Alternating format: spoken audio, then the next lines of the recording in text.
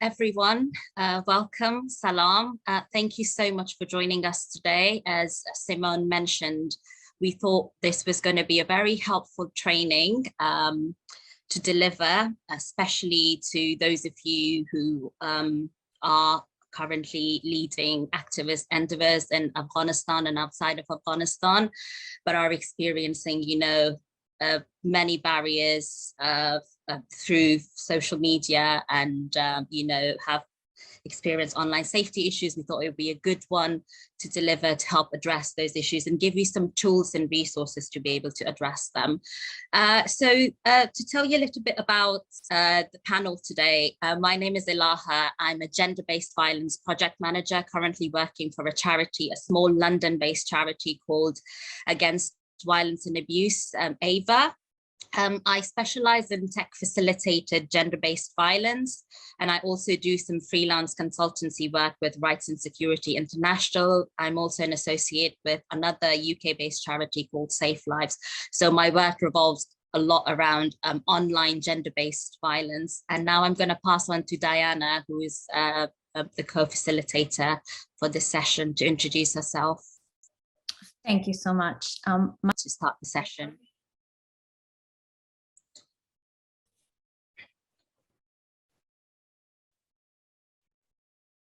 Thank you. Next slide. So I'm going to start today by telling you what we're going to talk about and what we're going to cover in this webinar. What we're going to talk about today is we're going to identify different ways in which technology can jeopardize safety. We're going to talk about 5 ways in which you can protect yourself online. We're going to identify the risk spyware may pose to your safety, develop initial skills to protect yourself against spyware and other cyber attacks, and learn about using social media in a safe and positive way. And again, we'll take questions throughout. So if there is something that we're talking about that you would like to ask a question about, please put your question in chat and we will stop to address your question. Next slide. So let's start by discussing digital footprints. And what we mean by this is a digital footprint is basically every time you interact online, you generate traces of data, which can include personal information. And this happens with what you share online, because there's data that you leave behind when these interactions occur. And examples of the type of data that you can leave behind is location data, text records, browsing history, credit card and debt purchases, tapping in and out of public transportation, closed circuit TV, facial recognition. And what we want to highlight is the fact that some of the data that you'll leave behind is some of these traces. Your digital footprint is obvious by the interactions you have, but some of it may not be, because some of the information is not always so apparent. So we want to talk a little bit about protecting data. Next slide.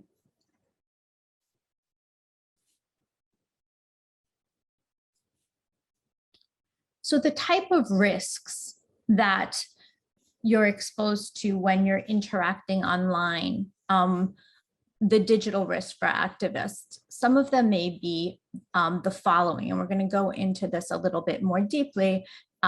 Spoofing, for example. This is an example where someone appears to be a trusted source, but is not the person that they say they are. There's surveillance by spyware. So this can happen by an application that can be installed on a device. Usually you need physical access to the device. We'll talk about that. And that can track location as well as other information. There's something called doxing, which is an exposure of private information. So someone takes personal information or knowledge about an individual and posts it on a public space. Another type of risk is social engineering. And this is a psychological manipulation where someone is using social relationships and manipulation to deceive someone to give away sensitive information. And then there's phishing, which is a type of risk in which someone poses as a trusted person or organization to try to have the individual share sensitive information or send money, things of that nature. And we're going to talk a little bit about these risks and how to protect yourself from them. So we'll start with phishing. So what we have here is an example of an email that represents what a phishing email might look like. And the reason this falls into the risk category of phishing is because this email on the face of it looks very authentic. There's a common logo. It represents a company that has an identifiable name. But what we can see here, if we're trying to detect the fact that this might not actually be from the company noted, is if we start by looking at the email address. So what we do when we see an email from a company that's asking us to now share personal information is we want to know, is this a real email? Is this really from the company? And why are they sending it to me? And should I respond? And this happens quite frequently. And what you can see is in the email line address on the top, first of all, the company's name is not spelled correctly, and it is not a actual email address that the company would use. You can see it goes to an Outlook, and PayPal is incorrectly spelled. They're asking here for a login and a response required. And when these type of emails come in, it's signaling that it might not actually be from the company because there's concerns right away by the email address and the fact that they're asking for a lot of information. So an alternative can be to contact the company directly, or if you have a PayPal account, to go to your own account and log in safely on your own device, not through the email, but through your authenticated account to see if there's any actual communication from the company rather than responding to a random email. Next slide. So more specifically, talking a little bit about phishing attacks, when you get an email that appears concerning, what you can do is look at the following, bits of information. As I've said, the address, just because it says it's coming from the person, you have to look at the email address to confirm it's from the sender. If there's any sense of urgency that you need to respond immediately or share information immediately, that should also be another signal. That's not how companies communicate. Look for phrases that you normally don't see. How people are signing off or starting the email is very important. Any types of attachments that might be attached to the email, don't open those attachments. It's better not to respond at all to emails that are concerning of that nature than to start clicking on attachments and going through it because it could contain viruses or other concerning information. Look for any misspellings. Quite often there are misspellings like we saw in the previous slide where the company name was misspelled. And legitimate emails coming from companies are very unlikely to ask for a lot of information to be sent. That's not how companies generally communicate with, forms and all this, an urgency. So these are just signals that we're highlighting here, that if you see this in your email, to kind of take a step back and question it appropriately and take an alternative approach rather than responding or engaging with this email. And these are 5 ways that you can protect yourself online.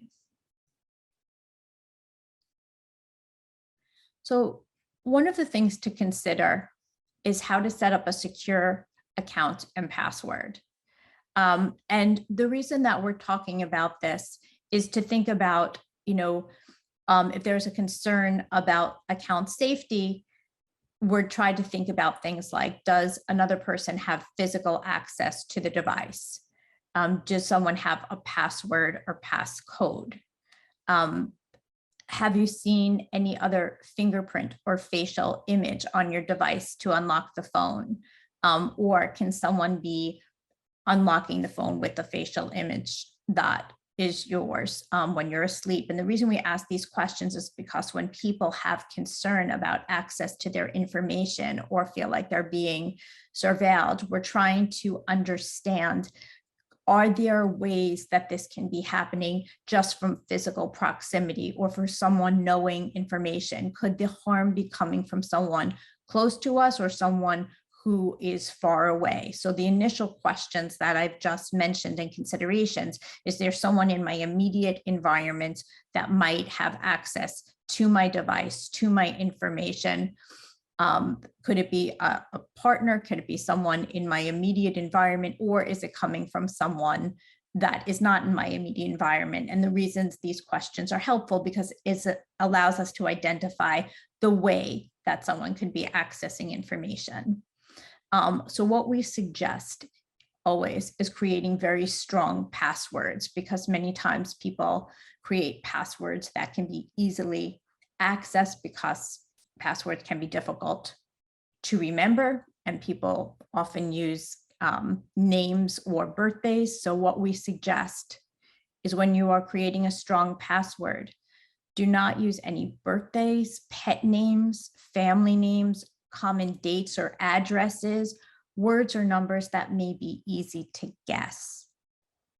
Always use a password that's 8 to 12 characters long and includes a mix of capital letters, lowercase letters, numbers, and symbols. And this type of protective mechanism can be very helpful in securing your information.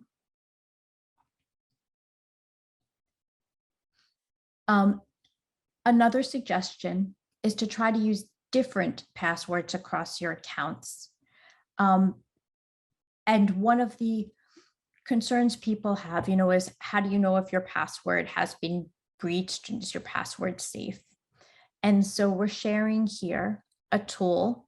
There's a website, and the website, you can see it here. What it allows you to do is to put your password in on the website, and it tells you if your password is part of a breach, meaning has your password been part of some type of situation where information has been hacked or accessed, and that means that the password that you're using is not a safe password. So if that's your password and you see it part of this, it doesn't necessarily mean that your particular account was hacked. It just means in general, it's a guessable password. It's a password that's been part of a breach. And so you need to change that password to a safer password on any account that you have that's using that password.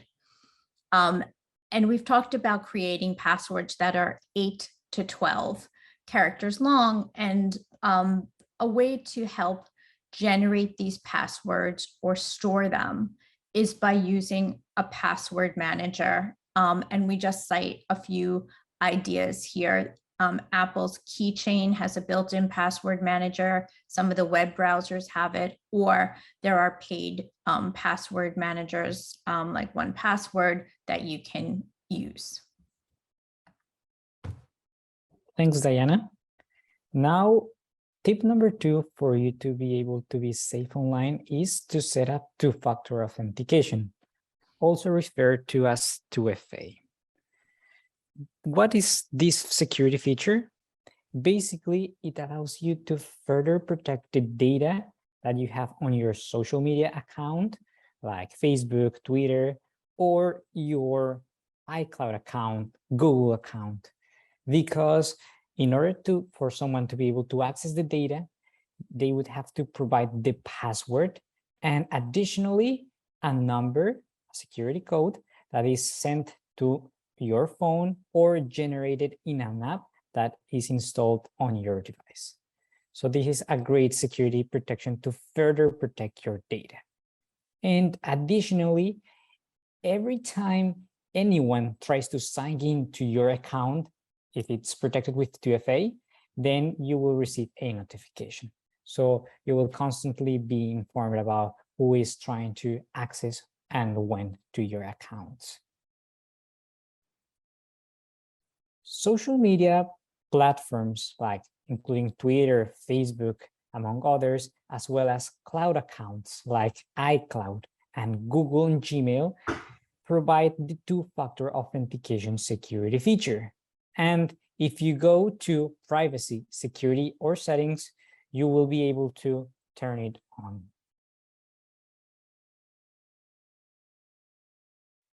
Tip number 3 for you to strengthen your online security is to check your cloud account's privacy and security settings. When we mention cloud accounts, we refer to accounts like iCloud and Gmail or Google accounts. And usually there is a website for each of these accounts that you can log into in order to manage the most important privacy and security settings associated with the account. In this particular training, we will be focusing on checking the privacy and security settings of a Google or Gmail account. Okay, so if you have a Google or Gmail account and you want to strengthen your account security, then we encourage you to go to myaccount.google.com. When you go to this website, you will have to sign in with your account. And after, you will be able to see a menu with various options on the left. The options displayed are home, personal info, data and privacy, security, people and sharing, as well as payments and subscriptions. If you click on the security option, you will be able to see a lot of information and a lot of security features. What we recommend you to do is to check for this particular box that says you have security recommendations. And in that box, there is a blue text that says protect your account. And if you click on that blue text, Google will take you through different steps in order to protect your account even more. There is a case in which you might not be able to see this box. And in that case, you will see another one that says your account is protected.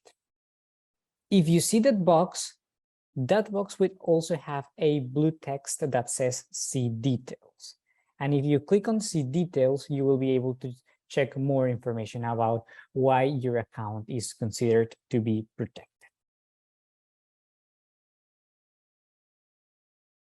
Tip number 4 for you is to consider using a VPN. VPN stands for Virtual Private Network. Basically, these are applications that you can install on your devices, on your smartphones, on your tablets, on your PCs, etc. And these applications will help you in various ways. For example, it can help you hide your IP address. What is an IP address? Basically, this is a number, an identification that is associated to all of the devices that connect to the internet. So your smartphone has an IP address, your tablet has an IP address, your laptop or PC has an IP address when using the internet. And it is important to, for example, hide the IP address because based on the IP address, someone might be able to determine where you are located. So VPNs help you to hide your IP address, pretending that they will try to help you pretend that you are on a different location. And additionally, VPNs also help you hide your internet traffic. VPNs encrypt it so that if someone intercepts your internet traffic, then they will not be able to see what websites, for example, you're visiting and the content that is being, for example, transmitted. It is important here to mention that there are a wide variety of VPN applications. If you have an iPhone, an Apple phone, you can go to the App Store and search for VPN. And if you have an Android phone, you can go to Google Play and search for VPN. You will see a lot of applications. The best VPNs, the safest ones, are the ones that require you to pay a membership. And it's important always when choosing a VPN to consider if you would trust the VPN provider, because there are different providers. Some of them are more trustworthy as others. And usually the most common VPNs that people buy and that are safe are the applications that are built by antivirus security companies like Avast, Kaspersky, Norton-LifeLock, etc. And one more thing that we also want to mention about VPNs is that they are a useful tool for you to even stay safe online, but they won't block another way of tracking via GPS. That is important to consider. Great. And tip number 5 for you to strengthen your online safety is to use a privacy-centered browser. There are a lot of browsers, including Google Chrome, Safari, Firefox, for you to be able to use the internet, visit websites. However, there are specific web browsers that are designed and that they enable strong security protections by default. And those are privacy-centered browsers. These browsers also try not to gather a lot of information from people, and that is very good. And an example of these privacy-centered browsers is Tor. Tor has a lot of features on by default that provide users with anonymity, so it's difficult for them to identify them. And this application, this browser, Tor, is free and is available for a wide range of devices: Windows devices, Mac devices, Linux, Android, etc. If you're interested in more features that this browser provides and you want to install it, then we encourage you to visit www.torproject.org.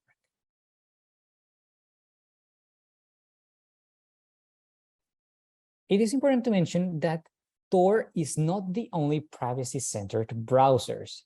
There are alternatives that you can choose from.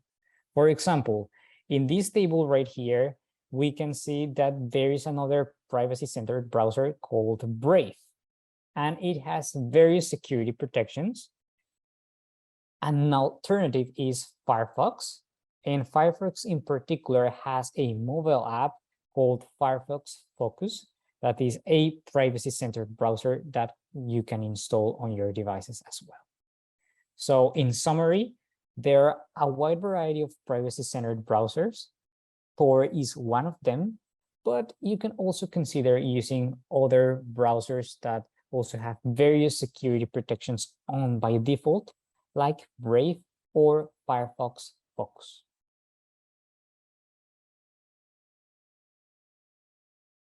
Okay, great. So right now we have a 5-minute break, and when we come back, we will start talking about other cybersecurity threats, including spyware.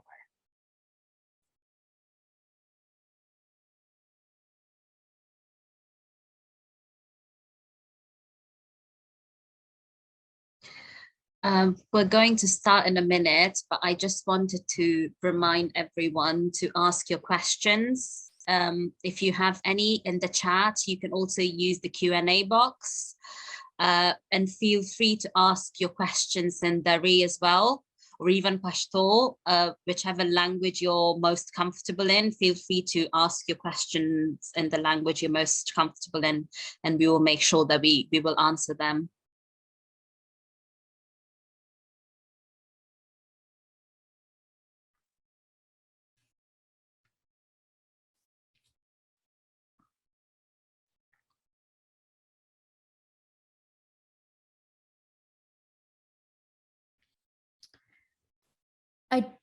Before we start, I just want to remind everyone, if you have any questions, please feel free to put them in chat and we could answer them as we go through. And we're happy to take any questions now. So if anybody has any questions, again, please put them in chat and we can clarify what we're talking about or answer any questions that you may have related to something we're talking about. So we're now going to talk about spyware. We're going to talk about identifying the risk spyware may pose to your safety and develop initial skills to protect yourself against spyware and other forms of cyber attacks.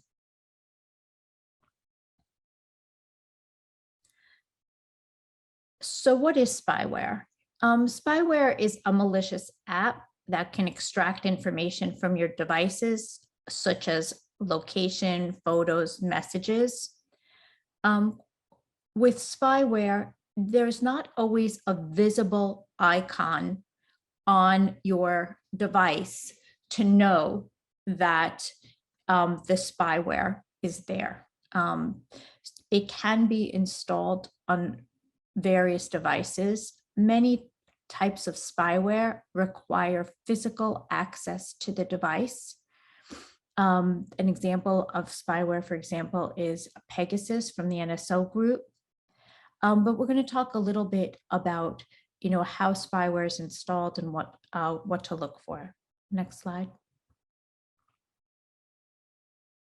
So if you have an iPhone, which runs the iOS, what you're going to look for is you're going to try to check for hidden apps.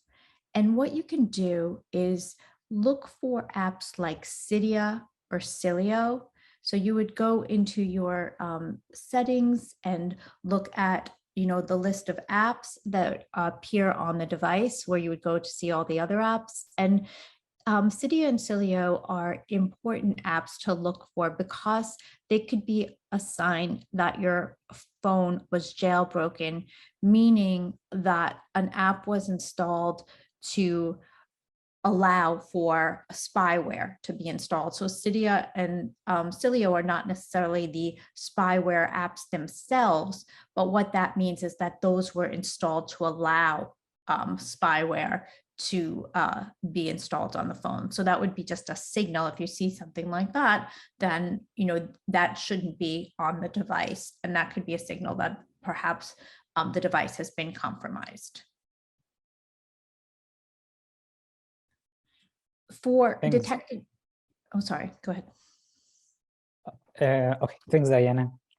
And in case that you have an Android device like a Samsung or LG phone, then these are some of our tips for you to be able to detect spyware. First, go to settings and check for hidden applications in the item that says apps or applications.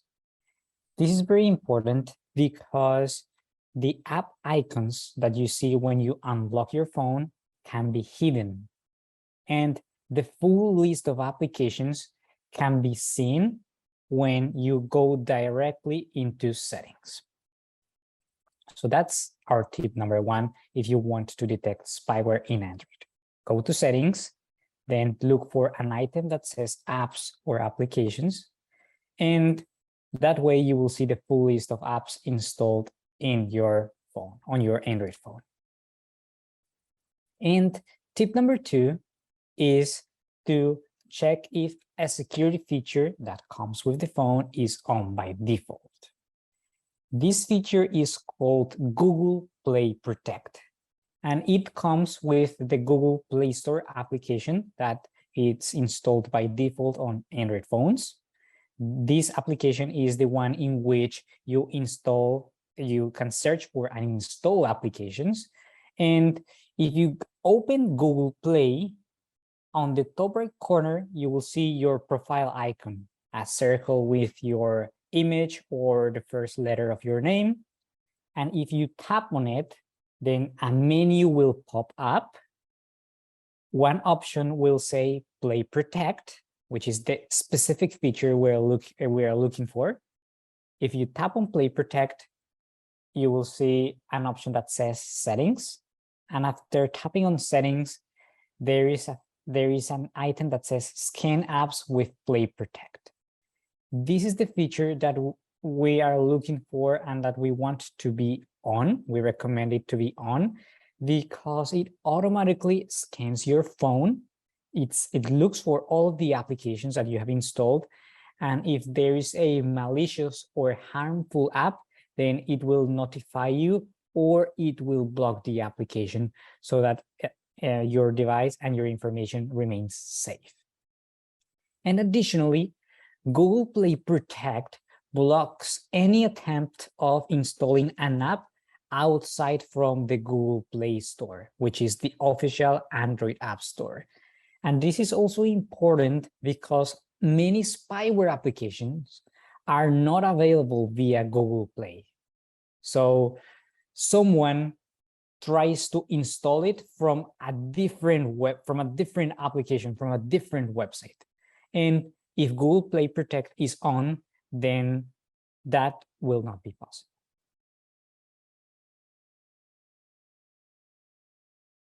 We also encourage you to keep in mind that there is a category of mobile applications known as dual use. And these are everyday apps that you might have installed on your device, like Google Maps, in the case of Android phones or iPhones, and Find My, in the particular case of iPhones. These applications are called dual use because they have a legitimate purpose. For example, look for a map, look for places around you, etc. However, these applications have features that can be abused. For example, both Google Maps and Find My have a location sharing feature, which is by default, let's say, legitimate. However, this specific feature can be misused, and some malicious actor or person could use it to track or look for someone. So in summary, yes, it is important to look for spyware, but also think about legitimate applications that you can have on your device that could be misused by someone to get information from you.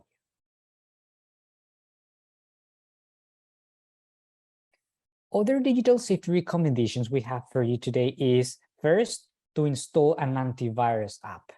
And these applications can be installed not only on your smartphone, but also on your other types of devices like PCs.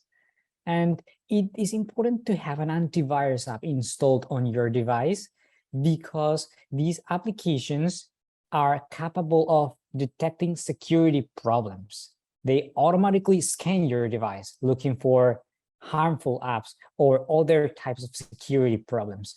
And if they find something bad, then they will block it, remove it, and or inform you about it. And on this slide, you see the logos of 4 example antivirus apps: Avast, Malwarebytes, Norton LifeLock, and Kaspersky. Usually, these applications are available in the Apple App Store, Google Play. They have a free version that allows you to scan your device looking for threats. And they also have a paid version that includes additional security features. So that's our one additional digital safety recommendation we have for you today. And the other one is to keep your phone and other devices up to date, because Apple and Google are constantly looking for security problems on phones. And when there is a new update, a new software update on your phone, then that means that probably there is a new security feature that Apple or Google developed to further protect you from cyber threats. We also want to mention that there is a new feature coming to Apple devices in September called lockdown mode. This feature will be available for iPhones, for iPads, for Mac computers, and it was particularly designed for at-risk populations and people that are concerned about persistent and specific threats or attacks from governments. This feature will be available under Settings, Privacy and Security. It's not available yet. It will be available in September with a new update to iOS, which is the operating system of Apple phones. And if you turn this feature on, then there are going to be some changes on your phone. For example, no one can send you a message with attachments, and no one that you have not called via FaceTime will be able to call you. And why are those changes made under this mode? Well, basically, those are the means by which spyware like Pegasus from the NSO group infected Apple phones and Apple devices. So if you turn this lockdown feature mode on your Apple devices, then Apple is blocking the ways in which Pegasus and other types of spyware were infecting those devices. So this is a feature that you might be interested in that will be available worldwide in September for Apple devices only. Now it is time to talk about social media and how you can use them in a safe and positive way.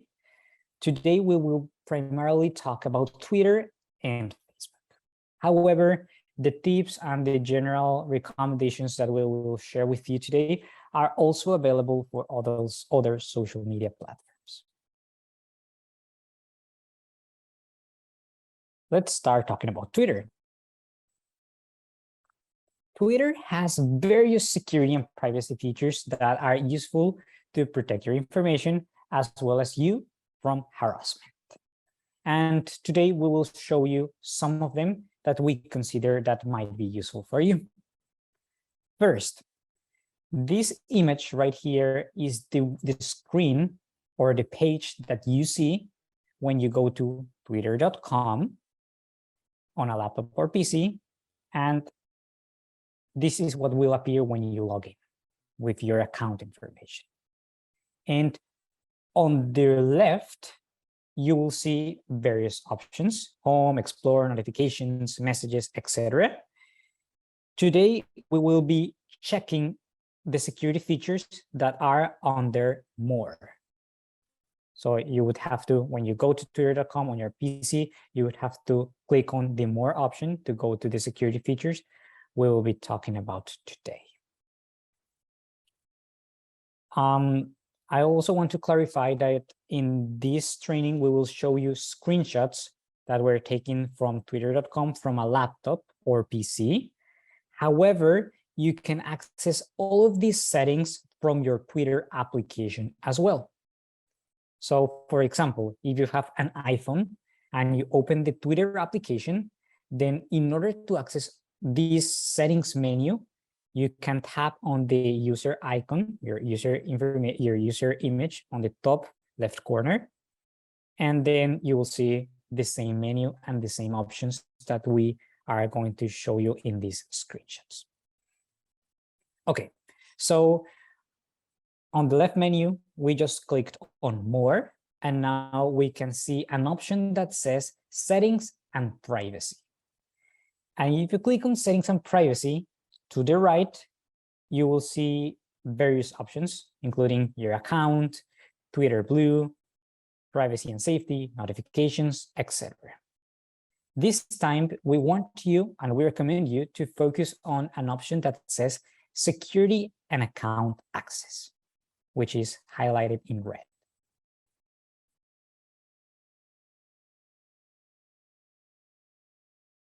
When you click on security and account access, you will see three main options: security, apps and sessions, and connected accounts. let's go to security, because that is where we will find the first feature that we want to share with you today. When you go to security, the first item on the list that you will see is two-factor authentication, the security feature we just talked about in a couple of slides ago. And if you click on two-factor authentication, the button that is highlighted in red, this image, you will see the following.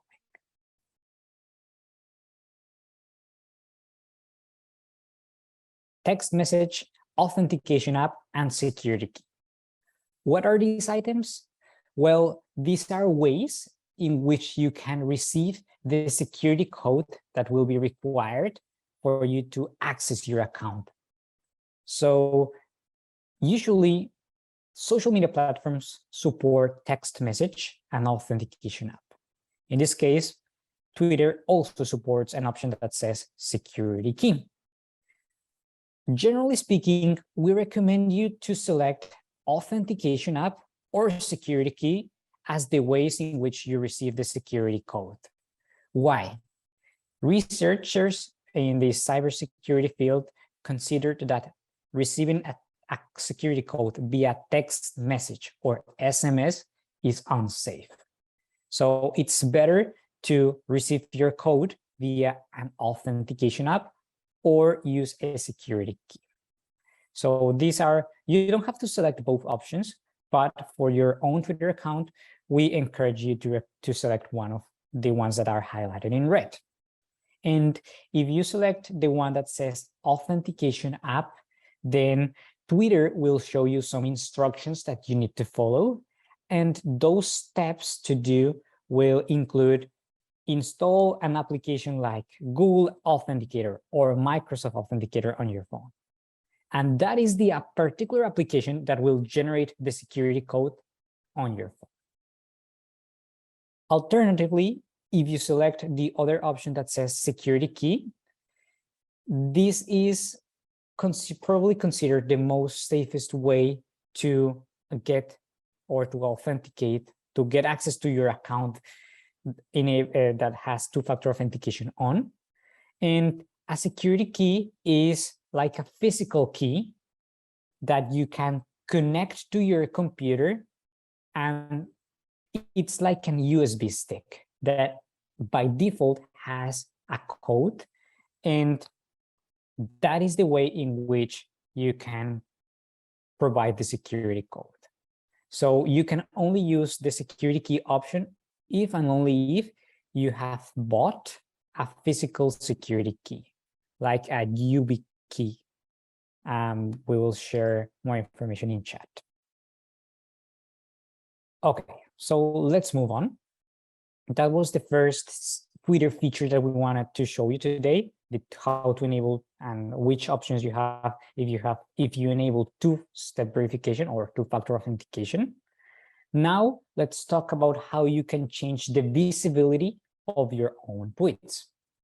So you would have to, on the main Twitter settings menu, you would have to click on settings and privacy, and then you will have to go to privacy and safety. And after clicking on privacy and safety, you will see the following.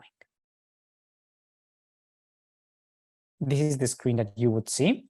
And the first option under privacy and safety is audience and tagging, the one highlighted in red. When you click on audience and tagging, you will be able to see this option in red that says protect your tweets. And this can be interesting and useful for you because if you select this option, then all your tweets and the information associated with your account, public information, will only be visible to the people who follow you. It will only be visible to them. So this can be useful for you. That was the tip number 2. So as an overview, tip number 1, two-factor authentication. Tip number 2, or feature number 2 that Twitter has, control who can see your tweets. And now we will show you specific features that Twitter has in order to protect yourself from harassment. So the next feature is also under privacy and safety. And this one, you will find it in mute and block. Highlighted in red right here, mute and block. After clicking on mute and block, you will see a couple of options that say blocked accounts, muted words, and muted notifications. What happens with these features, or what do they mean? Basically, here is the place in which you can block someone from Twitter. They won't be able to send you any messages, you won't see their profile, etc. Here you can also mute accounts. That means if you follow them, they will still see that you follow them, but the tweets, the posts they do won't be visible to you. So that can be useful as well. And this is the place also in which you can mute words. So you can tap on mute words and you can type the words that you want to exclude from the tweets that you get. So basically any tweets that contains the words that you define or you specify here, you won't be able to see those tweets. And you can also mute notifications in this particular menu or feature. Finally, the second feature that we want to show you today that Twitter has in order to protect yourself from harassment is also under privacy and safety, but this time you have to go to direct messages, highlighted in red.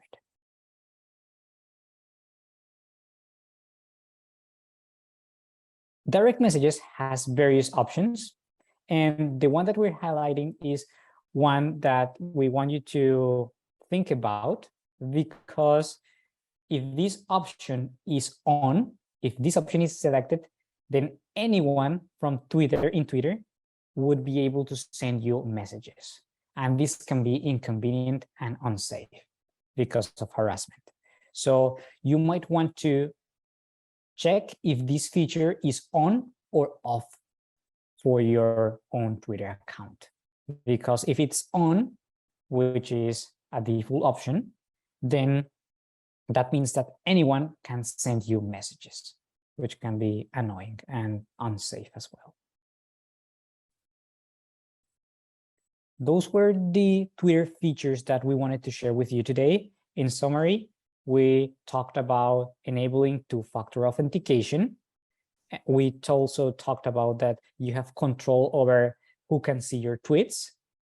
And we also showed two specific features to protect yourself from harassment, which are basically set up who can send you direct messages or DMs on Twitter. And you can also, for example, block accounts, mute accounts, and set words that you don't want to receive information on. And now I will hand it over to my colleague Diana, and Diana will share more information, in particular about Facebook. Thank you. So now we're going to talk a little bit. Oh, we have a question. Let's pause for a second for the question. Okay, sure. We have a question from one of our participants. And the question is, what can we do to maximize our safety, taking into account that cell phones are being checked, et cetera, et cetera? This is a great question. Thank you so much.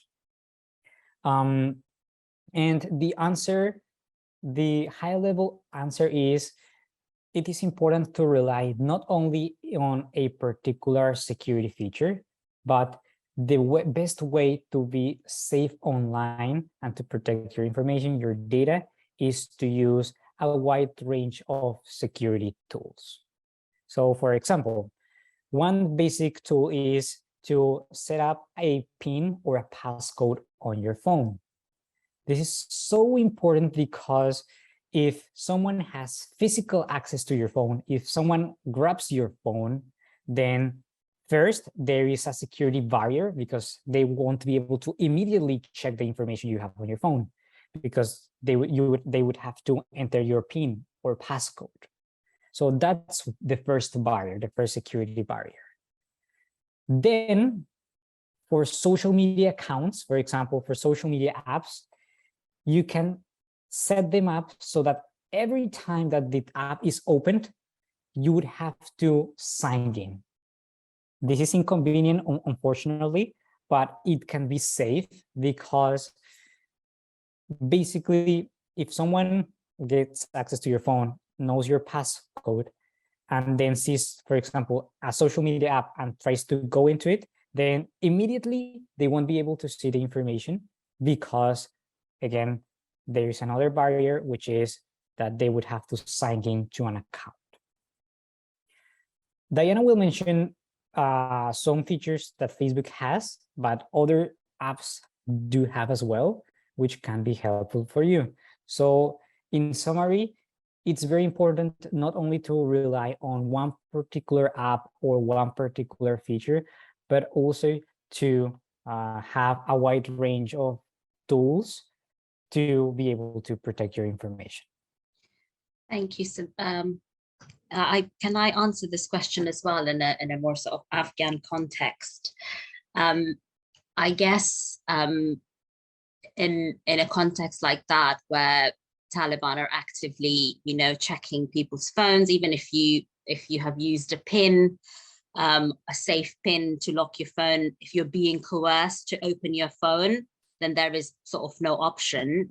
You eventually have to give in, and your phones, because you're fighting with something much bigger than because there's sort of like no legislation stopping them from searching people's devices. So what I would recommend is that make sure you haven't saved any documents that you don't want them to see. So any formal documents on your portable device. If you have a laptop at home that you're not carrying with you sort of regularly, having all your main documents, things like passports and legal documents, on a laptop rather than having them on a drive on your phone.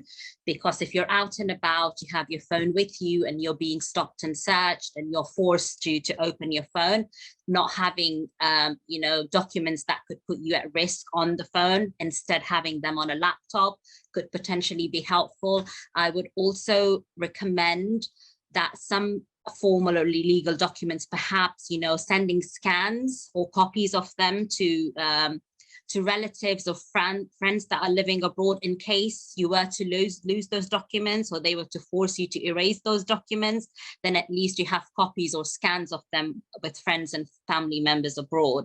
It's a very tricky situation, isn't it? You can have secure pins, you can install antivirus software all you want on your device, but if you're being physically coerced into opening your devices, then it's just very difficult to ensure that your sensitive information is not being compromised, which is why the advice from me would always be making sure that you're not carrying certain sensitive information and a lot of data on your day-to-day phone that you're using as you're going out and about, if that makes sense. Yes, and then someone made a wonderful point on chat, digital right defenders, thank you, having a street phone with as little data as possible, and then having an actual phone, like I earlier said, having a laptop, perhaps something bigger, or even a tablet that you keep at home with more information, and then the phone that you use on a day-to-day basis, it's helpful to have as little information as possible on that.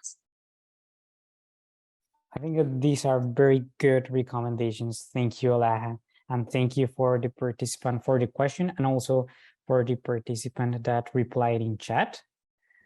I would also add, Diana will talk about this in a second as well, but also it's important to think about the way in which you use different social media platforms and the type of information that you post there, because sometimes it is very easy to obtain information from people by using Google, typing their name or their phone number, and check if they have public social media profiles. in Facebook, and other apps like Instagram, Twitter, etc.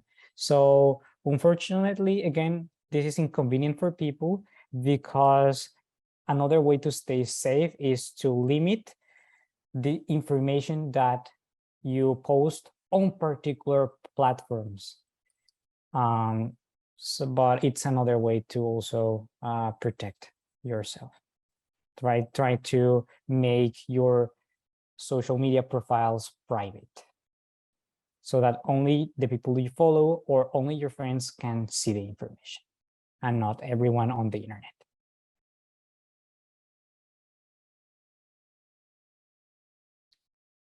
Thank you.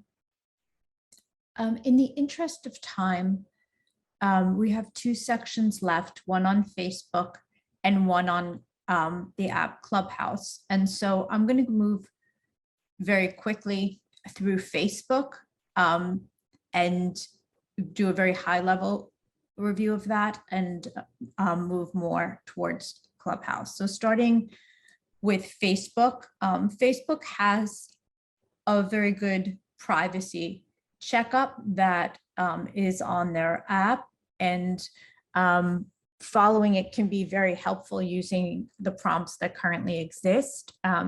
So you can just go into your account to privacy checkup, finding it right here on the upper side of the screen. Next slide. So just going to settings and privacy, you'll see the privacy checkup. Next slide. And then it takes you through a series of prompts that allow you to adjust your settings towards private and control your information so that, for example, no one can, you can control who tags you in a photo, you can control who can post on your timeline, who can see your timeline. You could remove back posts that you may have made on a timeline. So it gives you a lot of levels of control, who can see your contacts. And if you go through this privacy checkup, it allows you to make those different choices based on the prompts that currently exist. Next slide. And I'll skip this next slide. Another option is to check for recent logins to make sure that you recognize who else has logged into the account. So you can go to settings and privacy and then to settings, and there's an option, next slide. To check security and logins. And here, this will allow you, again, to see recent logins and to log out or change your password if you should see any devices you may not recognize, or you just don't want another device to remain logged in to Facebook. So this is an option to just check that. Next slide. And it shows you, again, you know, in your recent logins, just checking about where you've logged in, and it again allows you to make sure that you recognize who's logged in. And now I will turn it over to discuss Clubhouse. Thank you, Diana. So we just wanted to briefly touch upon Clubhouse as well. It's a very new social media platform that has gained popularity over the past 2 years. And it's become more and more popular within the Afghan community, especially post-August. A lot of Afghan activists have taken to Clubhouse to organize panels and spaces to talk about different social issues. So if I can move to the next slide, please. Clubhouse is actually an audio social platform app, and it's only available on mobile phones. So you can't access it on a browser. You can only use it on a mobile phone as an app.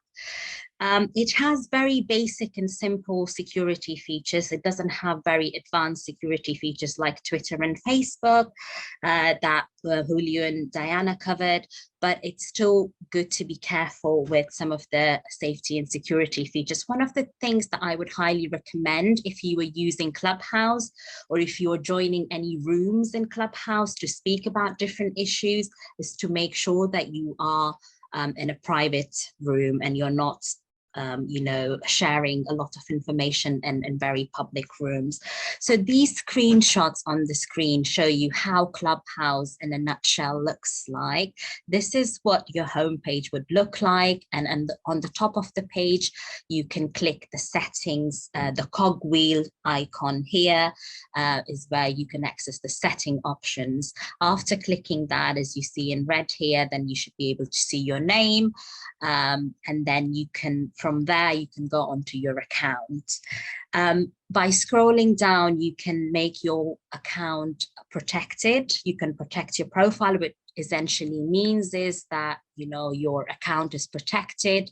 People can't add you without your permission. People can't see what clubs you have joined. People can't, so your account is basically private. If I can move to the next slide, please. Actually, can you please go back? Because there is a few other settings on the last page. Under the account setting as well, you should be able to also change your full name. You can select whether you want to, you know, use a pseudonym, and the recommended advice would always be to use a pseudonym and not your full name, or share a lot of identifiable information. You can also create an alias, so you can create a username that doesn't give identifiable information about you. You can change things like phone number, email address, and you can also connect or disconnect your account with Twitter and other social networking platforms. Next slide. In Clubhouse, like I mentioned earlier, you can create rooms, or you can join different clubs. So you can join clubs based on your interest. And I know that a lot of us in the Afghan community, we are part of different clubs, different political clubs that talk about Afghanistan. Some of these clubs could be public, some of these can be private. So one way in which you can make sure that you're safe whilst you're communicating in different rooms, or if you've joined a room, for example, you can actually hide yourself from audience.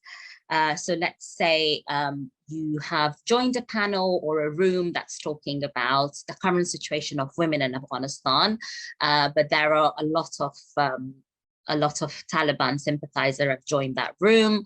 You want to listen in, but you want to make sure that your identity is protected. There is an option that lets you hide yourself from audience, which I highly, highly recommend everyone utilizing. You can also report rooms that, might be sharing abusive content.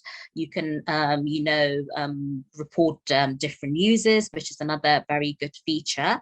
But yeah, like I said earlier, Clubhouse is very basic because it's very, very new. It doesn't have very advanced security features, but they are trying to update it and trying to bring in different safety and security features. The top line advice would be making sure, if you are having certain debates and conversations with people in other parts of the world, for example, if you're creating rooms to talk about different political issues, to make sure that your rooms are private, because I've seen different situations where rooms are screen recorded, so your information could be you can be doxxed.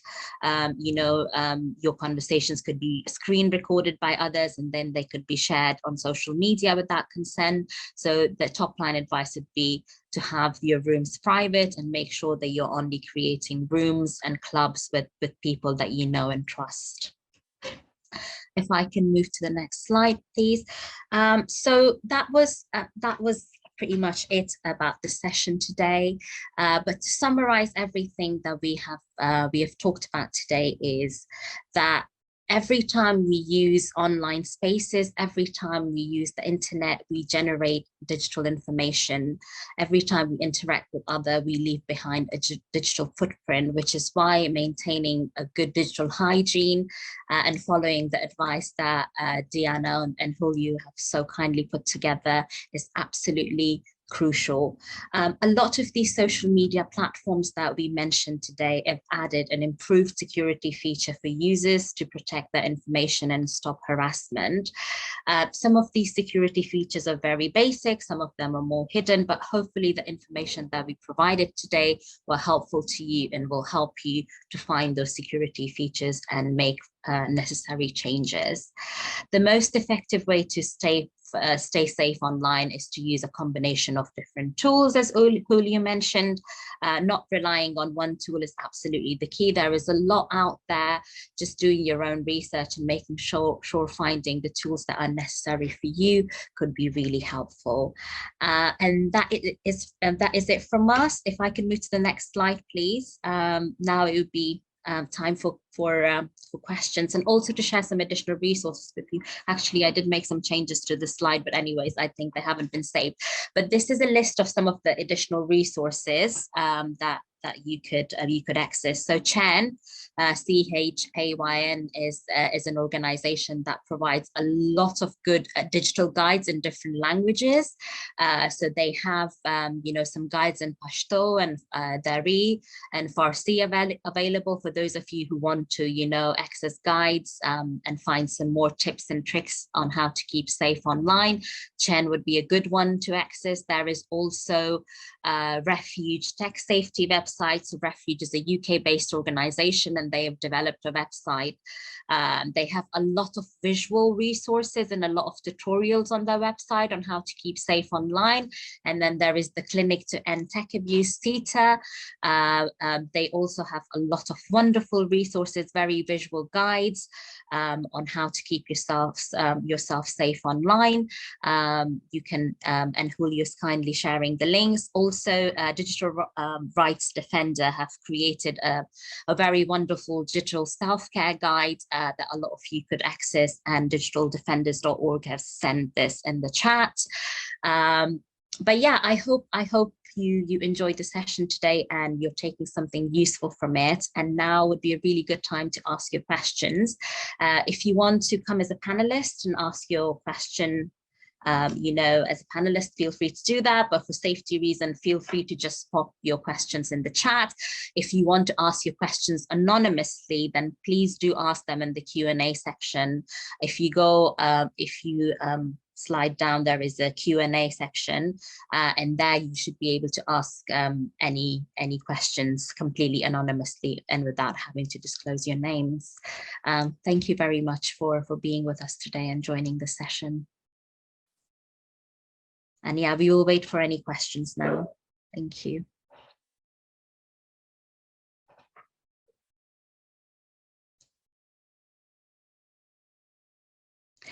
Also, just to remind you that there is a quick survey that Simone has just shared in the chat. If you have a few minutes, please fill this survey. It would be really helpful for us to know what you thought about the session today and how we can do better in the future. If you feel like we can do more of these in a different format, because this was a webinar, for security reasons, we wanted to keep it as a webinar because we wanted to protect your identities. But if you feel like we should do it in a more workshop format, where it's more interactive, where you can ask more questions, we would be more than open to that. So please fill in the survey and let us know how we can do better and how you found the session today. Simone, can we stop recording now? Because if anyone wants to come in as